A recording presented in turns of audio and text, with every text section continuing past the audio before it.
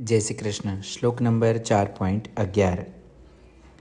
ये यथा माम प्रपद्यन्ते तान तथा एव भजामि अहम मम વર્તમમ અનુવર્તતે મનુષ્યાઃ પાર્થ સર્વસઃ.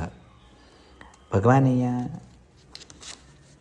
બહુ સરસ સિમ્પલ પણ ઘણી સરસ વાત કહે છે કે હે પાર્થ, જે ભક્તો મને જેવા ભાવથી ભજે છે હું પણ તેમને એવા જ ભાવથી ભજું છું, કેમ કે સર્વ મનુષ્યો સર્વ રીતે મારા જ માર્ગને અનુસરે છે.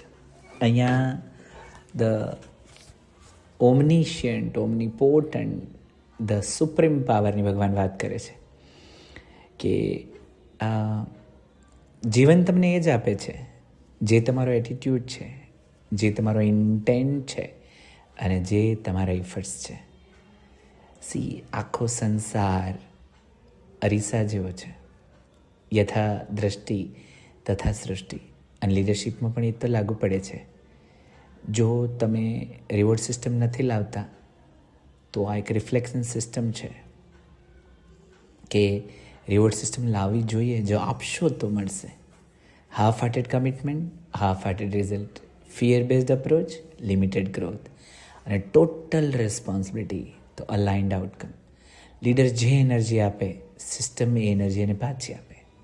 બિઝનેસમાં પણ લોકો કહે છે કે માર્કેટ સપોર્ટ નથી કરતું, ટીમ અલાઇન નથી, ગ્રોથ અટક્યો છે.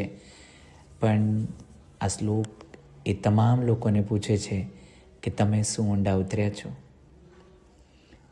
દરેક લીડરને એક મિરરની જેમ આ શ્લોક સામે આવે છે. અને અહીંયા મારા માર્ગને અનુસરે છે એનો અર્થ એ કે તમારી સ્ટ્રેટેજી કરતાં પણ તમારું કેરેક્ટર વધુ કોફી થાય છે. ઇન્ટિગ્રિટી, ડિસિપ્લિન, કરેજ, ક્લેરિટી, આ બધું સાયલેન્ટલી રેપ્લિકેટ થાય છે તમારી કંપનીમાં, તમારા એમ્પ્લોય દ્વારા અને તમારા ઘરે તમારા બાળકો દ્વારા. સો જો બિઝનેસ, ટીમ અને લાઈફ મારું જ પ્રતિબિંબ હોય તો એ આજે હવે કેવું પિક્ચર બતાવી રહ્યું છે એ જોવાનો સમય આવી ચૂક્યો છે.